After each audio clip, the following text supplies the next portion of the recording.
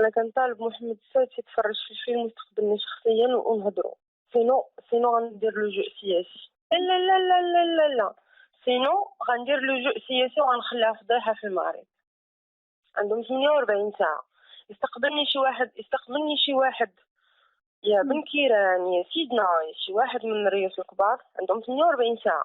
سينو غنطلب لجوء سياسي لفرنسا. لا ما نقدرش بالدقيقه. اذن 48 ساعه شي واحد من المسؤولين الكبار يستقبلني ودار لي حمايه كما استحق كفنان انترناسيونال.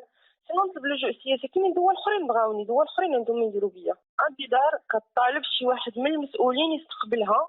سينو غنطلب لجوء سياسي. هادشي بزاف باش نمشي انا للسبيطار وما نتقبلش، والسبيطار الاول والسبيطار الثاني ونمشي للكوميساريه وما نستقبلش.